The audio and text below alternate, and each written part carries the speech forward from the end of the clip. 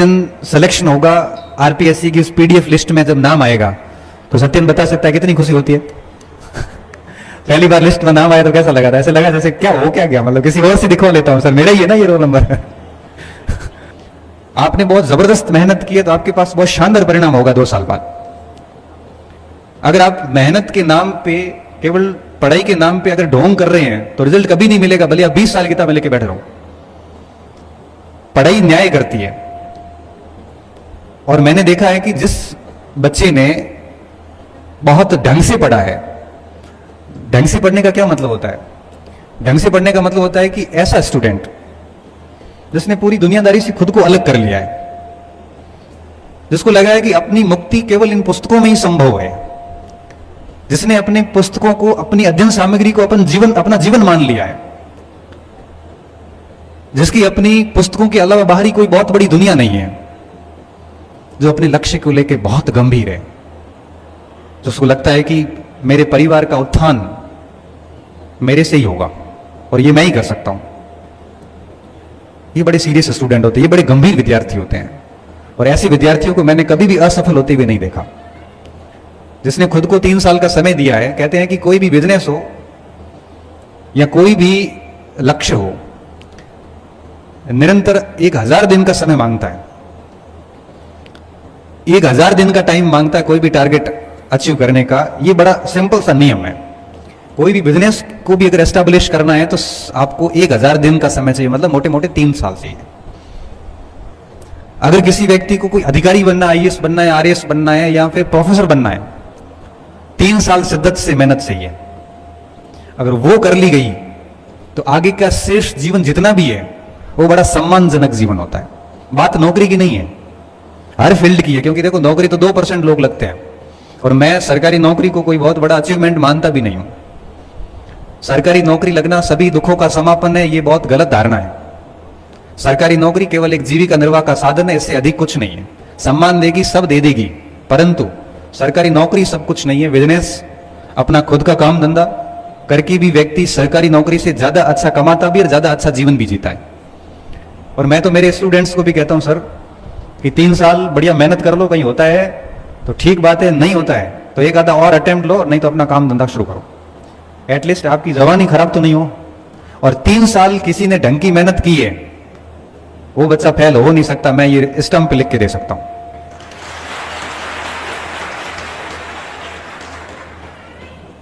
आज अपना ये सेमिनार जब समाप्त हो, उसके बाद आप काउंट करके 1000 दिन काउंट कर लेना कि आज के 1000 दिन बाद कौन सी डेट आ रही है, और उस दिन तक आप निरंतर पढ़ लेना। एक बढ़िया टारगेट बना लो, कोई भी टारगेट बना लो। जो टारगेट बनाते हो उस टारगेट के कुछ 4-5 लोगों को सुन लो और एक अध्ययन सामग्री तैयार कर लो, लिस्ट बना लो। और उसके बाद में आप 1000 दिन तक, 3 साल, 1000 दिन का 3 साल, हमारी ग्रेजुएशन भी 3 साल की होती है। हमारा बीएसटीसी बीएड भी लगभग 3 साल का ही होता है। 2 साल के सेशन वगैरह रिजल्ट अगर आते आते 2.5 से 3 साल लग जाते हैं। और 3 साल तक आप अपना टाइम दे दो। ऐसा नहीं कह रहा हूं कि 24 घंटे किताबों को दो, 5-6 घंटे दे दो रेगुलर, खूब होते हैं। नियमित पढ़ने वाले बच्चे के लिए 5-6 घंटे खूब होते हैं। मैं आपको कह रहा हूं कि जब आप 1000 बच्चे तैयारी शुरू करते हैं, लास्ट में 10 बच्चे बचेंगे जो 3 साल लगातार लेके चलेंगे, और वही 10 बच्चे चयनित होंगे। बाकी के सारे सिस्टम को दोष देते हुए नजर आएंगे कि सिलेक्शन होते नहीं है, नकल होती है, ये होता है, वो होता है, सब फालतू बात है। अभी कुछ दिन पहले कुछ बच्चे आए, सर फर्स्ट ग्रेड में सीट तो सर 72 ही है, हम जने 52,000 है, तो बाकी को तो सर बेरोजगारी रहना, केवल 72 का तो होना है। तो मैंने कहा एक बात बता, 72 कौन से होंगे? उन 72 में आप भी हो सकते हैं, उन 72 में कोई भी हो सकता है। ये हमारी मानसिकता हो गई है। अब जैसे आप यहाँ 1000 बच्चे बैठे हो, मैं कहूं कि इसमें से एक की हत्या करनी है, तो आप सभी अंदर से डरोगे, यार ये मेरा ही नंबर आएगा। अब तो अब 1000 में से जब हत्या की बात आई तो अब लग रहा है कि मेरा ही नंबर आएगा। और मैं कह रहा हूं कि इन 1000 में से एक सिलेक्शन करना है, तब आप कहोगे मेरा तो नहीं होगा भाई। ये सब माइंडसेट का खेल है। जब मौत की बात आ रही है, नेगेटिव बात आ रही है, तब तो लग रहा है कि ये मेरे ऊपर ही होगी। जब मैं कह रहा हूं कि 1000 में से मुझे एक सिलेक्शन करना है, किसी का भी मैं कर सकता हूं, तब आपको लगता है किसी और का होगा, मेरा तो नहीं होगा। क्यों? वो 72 में से कौन होंगे वो क्या पता। आप तैयारी करोगे तो 72 में से आप हो जाओगे। इसलिए मेरा बड़ा स्पष्ट सा नियम रहा है। मैंने एक अनुभव किया क्लासेस के अंदर कि जो बच्चा 3 साल तक इन 1000 दिनों तक बड़ी सीरियसली मेहनत करता है, वो बच्चा कभी कंपटीशन के जीवन में फेल नहीं हो सकता। तो आज के इस सेमिनार की पहली बात जो मैं आपको सिखाना चाह रहा हूं, आपका आना तभी सफल है और मेरा इतना दूर से आना तभी सफल है जब मेरी कोई एक आधी बात आप जीवन में लागू करके जाऊं। तो पहली बात ये कहना चाह रहा था कि अगर आप चाहते हो कि जीवन में इस तरह से प्रोफेसर बने या आरएएस बने, आईएएस बने, तो गांठ बांध लेना दिमाग में कि आपको 1000 दिन बढ़िया मेहनत करनी है, उसके बाद परिणाम देखना कितने आते हैं आपके पक्ष में। पहली बात। अब मैं दूसरे पॉइंट पे आना चाहूंगा। यहां पे मैं देख रहा हूं कि बागड़ के अंदर और मारवाड़ में एक बड़ा फर्क आ रहा है। या अध्यापक बन गए या एलडीसी में सिलेक्शन हो गया, उसके बाद लगता है कि बस जन्नत नसीब हो गई है बस, और वो संतुष्ट होकर अपने घर बैठ जाता है, आगे कोई प्रयास नहीं करने। मुझे लगता है कि एक व्यक्ति को हमेशा अपनी वर्तमान स्थिति से असंतुष्ट रहना चाहिए। आप वर्तमान स्थिति से असंतुष्ट होंगे तभी आप आगे पढ़ पाओगे, और जब आप पढ़ोगे तभी आप अपनी करियर को और ग्रोथ करवा सकते हो। आप अध्यापक है, लेकिन अध्यापक होने के साथ साथ आपकी जिम्मेदारी ये बनती है कि आप आसपास के 4 बच्चों को और भी पढ़ाएं और आप खुद भी पढ़ें। इससे क्या होगा कि इससे पढ़ाई का माहौल बना रहेगा, और पढ़ाई का जितना अच्छा माहौल बनेगा उतना ही आसपास सिलेक्शन होंगे। तो मुझे लगता है कि आप लोगों को यहां संतुष्ट नहीं होना चाहिए, बल्कि निरंतर पढ़े रहना चाहिए, क्योंकि भावी आगे की जो पीढ़ी है वही पीछे की न्यू कमर्स को मोटिवेट करती है। अब आप सोचो कि मैं 2010-11 में नौकरी लग गया था। नौकरी करने के जैसे लग गई, मैं गांव जाके सो जाता आराम से। तो मैं न तो आज इस मंच पे होता, न आप मुझे सुन रहे होते, न मुझे आप जान रहे होते। मेरे साथ हजारों लोग लगे थे। मेरी 13वीं रैंक थी फर्स्ट ग्रेड में, 12 मेरे से आगे थे, आप नहीं जानते होंगे, मैं भी नहीं जानता हूं। प्रोफेसर में मैं 33वीं रैंक पे था। आज प्रोफेसर की नौकरी करते हुए मुझे 7 वर्ष हो गए। 32 मेरे से आगे थे। आप कितने लोगों को जानते होंगे मुझे नहीं पता, हम भी नहीं जानते। हमने नौकरी के बाद में भी अपने एफर्ट्स जारी रखे हैं। अभी जैसे सत्यन बने first grade, sorry professor English में, अगर ये शांति से बैठ जाएंगे ना घर पे, तो 5-7 साल बाद इनकी कोई आइडेंटिटी नहीं होगी। ये इनके लिए कड़वा सच है, मैं तो हमेशा कड़वा ही बोलता हूं। परंतु अगर ये काम करेंगे आगे, अगर ये आगे काम करेंगे, लिखेंगे, कुछ पढ़ाएंगे, कहीं पे एक्स्ट्रा एफर्ट्स डालेंगे, आप 5 बच्चों को मोटिवेट करेंगे, तो इनका एक अलग ही प्रभाव पड़ेगा और इनको कई आने वाली पीढ़ियां याद रखेगी। आप मुझे इसलिए नहीं सुन रहे हैं कि मैं प्रोफेसर हूं, कई बैठे हैं। आप इसलिए सुन रहे हैं कि मेरी कोई बात आपको ठीक लगी होगी, और मेरी कोई बात ठीक इसलिए लगी है कि मैंने कहीं बोली होगी, और मैंने कहीं बोली है तो इसलिए बोली होगी कि मेरा वो अनुभव रहा होगा, और मेरा अनुभव इसलिए रहा होगा कि मैंने उस और काम किया होगा, क्योंकि बिना काम के तो अनुभव आता ही नहीं है।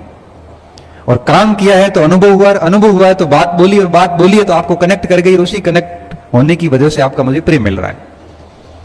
इसलिए कह रहा हूं कि आप जीवन में कभी भी, वो कथन आता है उसका, लॉर्ड कैनिंग का, भारत के पहले वायसराय, उनको कहा कि अब भारत में बहुत शासन हो गया, वापस आ जाओगे आप। उन्होंने कहा कि आगे बढ़ना खतरनाक है अब, परंतु पीछे जाना और विनाशकारी है। आगे बढ़ना खतरनाक है, पीछे जाना विनाशकारी है। इसका मतलब यह है कि पीछे तो नहीं जाएंगे, अब बढ़ेंगे तो अब आगे बढ़ेंगे। खतरनाक जरूर है, लेकिन गति अब सस्टेन रहेगी और आगे बढ़ेंगे। तो मेरा सीधा सा आप सभी को यही है कि रुकना नहीं है कहीं पे भी। आप नौकरी लग गए हैं तब भी पढ़ते रहे, मेहनत करते रहोगे तो इस पूरे क्षेत्र में शैक्षणिक जागृति में आपका योगदान रहेगा और आपको भावी पीढ़ियां याद करेगी। तीसरी बात जो मैं आपको कहना चाह रहा था, छाया कर रहे सर आपकी टीम बड़ी तगड़ी है सर। बड़ी तगड़ी टीम है, सांसें फूल जाती है कार्यक्रम करवाने में क्योंकि कार्यक्रम करवाने में बहुत दिक्कतें आती है। पहले दिक्कत ये आती है कि जिस हिसाब से सीटिंग की उस हिसाब से लोग आएंगे कि नहीं आएंगे। दूसरी दिक्कत ये आती है कि अगर अधिक आएंगे तो क्या करेंगे। तीसरी दिक्कत आती है कि मौसम अगर बिगड़ गया तो अल्टरनेट व्यवस्था क्या करेंगे। लाइट चली जाती है तो उसकी अल्टरनेट व्यवस्था क्या होगी। अतिथि समय पे पहुंच पाएंगे कि नहीं पहुंच पाएंगे। रात, एक रात नहीं कई दिनों तक आयोजकों की नींद उड़ जाती है। हम लोगों को तो क्या गाड़ी में बैठ के घेर लगा के आना है आयोजकों की हालत बहुत खराब होती है। मैं अक्सर कार्यक्रम में जाता रहता हूं, तो ऐसे आयोजकों के लिए हमें हमेशा से अप्रिशिएट करना चाहिए। मैनेजमेंट की बड़ी केस स्टडी होती है, आयोजन करना बिल्कुल आसान काम नहीं होता है। अभी बारिश का मौसम बन रहा है तो उन्होंने ऊपर से फटाफट ये अल्टरनेट व्यवस्था कर रखी है कि बच्चों को धूप नहीं लगे। मैं पुनः मेरी वापस बात पे आता हूं। मैं हमेशा कहता हूं कि एक विद्यार्थी के लिए दो सबसे अच्छे मित्र होते हैं, एक आपकी टेबल कुर्सी और दूसरा खेल का मैदान। अगर एक विद्यार्थी इन दोनों में हमेशा उलझा रहेगा तो वो कभी पीछे नहीं रहेगा। अगर आप मोबाइल की दुनिया में बहुत व्यस्त हैं तो आप मान के चलिए कि आपका दिनों दिन डिग्रेडेशन होता है, पतन होता है, क्योंकि मोबाइल आपकी स्मृति को खा जाता है। जिसका मोबाइल टाइमिंग जितना अधिक होता है उसकी स्मृति ह्रास उतना अधिक होता है। धीरे धीरे याद रहना बंद हो जाता है, याद होना बंद हो जाता है। तब मैं कॉलेज के स्टूडेंट को कई बार कहता हूं कि आप फर्स्ट ईयर में आ गए हैं, सेकंड ईयर में हो, आप 7-8 घंटे पढ़ो, 2-3 घंटे ग्राउंड में चले जाओ, दौड़ के आ जाओ, वॉकिंग करके आ जाओ, जॉगिंग करके आ जाओ, एक्सरसाइज करके आ जाओ। आपकी प्रोडक्टिविटी बढ़ जाएगी और याद होने की क्षमताएं बढ़ जाती है। अगर आप अपना समय मोबाइल की दुनिया को देते हैं तो मिलना कुछ नहीं है, स्मृति धीरे धीरे डाउन हो जाती है। याद रहे, जिस समय आप अपना समय खराब कर रहे होते हैं उस समय बाड़मेर की किसी लाइब्रेरी में हजारों बच्चे पढ़ रहे होते हैं। उस समय जयपुर की, दिल्ली की लाइब्रेरीज में, यूनिवर्सिटीज में, कॉलेजेस में बच्चे पढ़ रहे होते हैं। जिस समय हम मोबाइल चला रहे होते हैं उस समय दुनिया पढ़ रही होती है और वो दुनिया हर दिन हमारे से आगे जा रही होती है। एक जागरूक विद्यार्थी को इस चीज का विशेष तौर पे ध्यान रखना है और आप सभी को मैं आज ये कह के जा रहा हूं कि आज से ही आपका जो टाइमिंग है ये पढ़ाई और खेल, इसके अलावा तीसरी जगह जाना ही नहीं चाहिए। बाकी सारा पतन का कारण है, क्योंकि कोरा पढ़ोगे और बीमार हो गए तो मेरी तरह बड़े परेशान होने वाले हो। क्योंकि मैं भी जब कॉलेज टाइम में था, स्कूल टाइम में था, खूब गेम खेलता था, वॉलीबॉल खेलता था, बैडमिंटन खेलता था, क्रिकेट खेलता था, टेबल टेनिस खेलता था, खो खो खेला, ये सारी गेम खेलता था, बहुत फिट था। 800 मीटर में नेशनल गया, बहुत फिट था। मतलब फिर एक ऐसा समय आया कि दिन में इतनी धुन लगी कि बस जीवन में पढ़ना ही है और कुछ करना ही नहीं, बस रात दिन पढ़ना, न खाने का कोई टाइम, न पीने का कोई टाइम। परिणाम ये निकला कि दिल्ली के अंदर आईएएस मेंस के टाइम में मेरे बड़ी आंत डैमेज हो गई, बड़ी आंत डैमेज हो गई और मेंस से 3 महीने बचे। हम एम्स में अपॉइंटमेंट लिया दिल्ली के अंदर और डॉक्टर ने जाते क्या बोला, डायग्नोस करने के बाद डॉक्टर ने कहा कि बेटा किसकी तैयारी कर रहे हो? मैं साहब मैं तो आईएएस की तैयारी कर रहा हूँ। डॉक्टर एजेड भी थे, 55 साल के थे। उसने कहा बेटा कुछ कड़वी सच्चाइयां हैं जो एक्सेप्ट कर। मैं क्या हुआ सर? तो क्या आप अब ऐसी बीमारी में जा चुके हैं कि ये बीमारी आपको जीवन भर नौकरी करने नहीं देगी। मैं मतलब ये है कि इसका कोई इलाज नहीं है, मेडिकल में लाइफ टाइम रहने वाली है और इस नौकरी के साथ आप सिविल सर्विसेज की नौकरी नहीं कर सकते। बेहतर है आप एजुकेशन की तरफ मुड़ जाओ। मुझे बड़ा घमंड था अपनी हेल्थ पर कि मेरे को कुछ हो नहीं सकता, क्योंकि बहुत फिट था। क्योंकि उससे 4 महीने पहले असिस्टेंट कमांडेंट का फिजिकल देके आया था एसी का, जिसमें 60 किलो भार, बेस्ट एथलीट, सारा कुछ अच्छा करके आया था। तो मुझे लगता था कि मेरी हेल्थ को कभी कुछ हो नहीं सकता था। और स्थिति ये हुई कि 6 महीने के भीतर वो 60 किलो का भार 43 kg पे आया, 43 किलो पे। वो 15 का हीमोग्लोबिन 7.5 पे आया और अस्पताल में जाके डॉक्टर ने एडमिट कर लिया। उस समय मुझे पहली बार एहसास हुआ, मैं बहुत गंदी स्थिति से गुजरा और अभी भी यही चल रहा है। 16 साल से बीमारी चल रही है। हर दिन ये सोचता हूं कि काश ग्राउंड नहीं छूटते, ग्राउंड में खेलते रहते 1-2 घंटे डेली और पढ़ते रहते तो ये स्थितियां कभी नहीं आती। इसलिए मैं स्टूडेंट को डेली कहता हूं कि बहुत पढ़ाई करिए, लेकिन साथ साथ में डेली 1-2 घंटे ग्राउंड में दीजिए। पैदल चलिए, दौड़िए, भागिए, कोई न कोई गेम्स में एक्टिविटीज करते रहिए, फिर पढ़िए। आपकी प्रोडक्टिविटी बढ़ जाएगी। आप देख लेना कि आपको अपने आप में अंतर महसूस होने लगे। क्योंकि हेल्थ को दांव पे रख के आप नौकरी लग भी गए ना तो फिर आगे की पूरी जिंदगी हेल्थ सुधारने में जाएगी। आप अपनी नौकरी के आनंद नहीं ले पाओगे, ना कुछ खा पाओगे, ना पी पाओगे, ना कहीं जा पाओगे। बस सैलरी लोगे तो सैलरी है वो घर वाले खाएंगे, आपको कुछ नहीं मिलना है। मेरे साथ तो ऐसा ही हो रहा है। सुबह उठा, राहुल के सर चाय बना, तो मैंने कहा चाय नहीं पीता। तो सर दूध लाओ, मैं दूध नहीं पीता। कॉफी बना, तो मैं कॉफी नहीं पीता। खाने में सिर्फ दाल रोटी खाता हूं। हलवा बना तो मैं हलवा नहीं खाता। क्यों? क्योंकि सब डॉक्टर ने बंद करवा रखा है। यात्रा करनी है तो कार से जाओ, बस में नहीं जा सकता। ये सब्जी नहीं खा सकता, वो नहीं खा सकता, ये नहीं पी सकता, वो नहीं पी सकता। अब क्या खा सकता वही लिस्ट है, बाकी सब नहीं खाना है। तो मुझे बताओ कि आपकी सैलरी 2 लाख रुपए हो, आप कुछ खा नहीं सकते, पी नहीं सकते, जा नहीं सकते हो, 2 लाख रुपए क्या काम के बताओ? उस के मजे तो कोई और ले रहा है। इसलिए अगर आपकी हेल्थ ठीक नहीं है तो आपकी नौकरी सच में कोई काम की नहीं है। इसलिए इन हेल्थ और एजुकेशन दोनों को बैलेंस बना के चलो। आप खूब पढ़ो, आप ऐसा नहीं है पढ़ना नहीं है, खूब पढ़ो, 8 घंटे 10 घंटे 12 घंटे पढ़िए, लेकिन साथ में 1-2 घंटे आप बड़ी एक्टिविटी कर लीजिए। पानी पिला दो, 1-2 घंटे आप एक्टिविटी कर लो। तो इससे क्या होगा कि आप कभी भी बीमार नहीं होंगे, और हेल्थ के साथ अगर आप काम करोगे तो उसका बहुत बेनिफिट होगा आपको। और ये बात मैं इसलिए कह पा रहा हूं कि मैं इन चीजों से गुजरा हूं। आज भी ये स्थिति होती है कि सुबह शाम 3 टैबलेट के साथ में दिन शुरू होता है, और 1 टैबलेट के साथ में रात को सोना होता है। हर दिन 3 से 4 टैबलेट खाते हैं, तब दिन गुजरता है। आपको मेरी लाइफ बड़ी शानदार लग रही होगी कि यार क्या मस्त है, एकदम छोटी उम्र में प्रोफेसर बन गए, गाड़ियां वगैरह, घर वर, इतनी बच्चे पसंद करते हैं, पढ़ाते हैं, पैसे वैसे कोई कमी नहीं है। ये तो है बाहर की जिंदगी जो आपको दिख रही है। इसके पीछे की जिंदगी ये है कि 4 टैबलेट्स खाओ, कुछ खाना नहीं है, सिर्फ पानी पीना है, और बड़ी नियमित सी लाइफ है। कहाँ उठना है, कहाँ बैठना है, कहाँ जाना है, कुछ नहीं करना है। साथी सब मजे से खा रहे हैं, मैं बैठा हूं पास में देख रहा हूं। ये है असल जिंदगी जो आपको दिखती नहीं है, जिससे मैं होकर गुजरता हूं।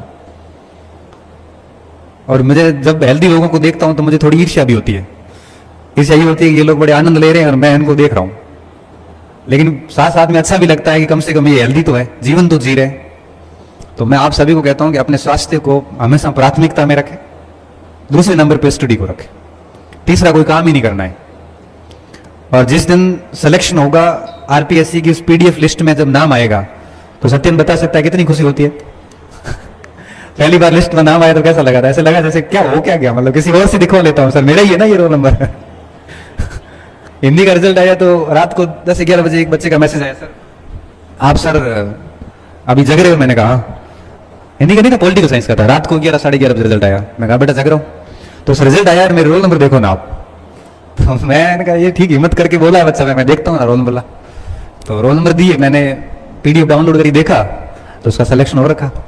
तो मैंने कहा बेटा बधाई हो, आपका सिलेक्शन हो गया। तो सर हो गया है ना, कंफर्म हो गया? मैं कहा कंफर्म हो गया। मैं कहा आपने नहीं देखा? तो मैंने देखा, पर यकीन नहीं हो रहा है कि क्या पता मेरा है कि नहीं। आप देखोगे तो सर बहुत सही देखोगे।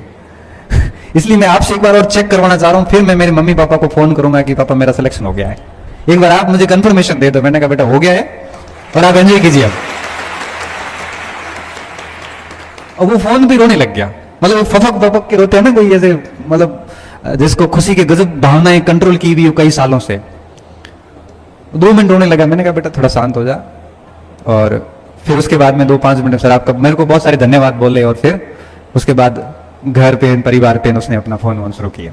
तो मुझे लगता है कि व्यक्ति के जीवन में इससे बड़ी खुशी कुछ हो नहीं सकती जिससे उस पीडीएफ में नाम आता है।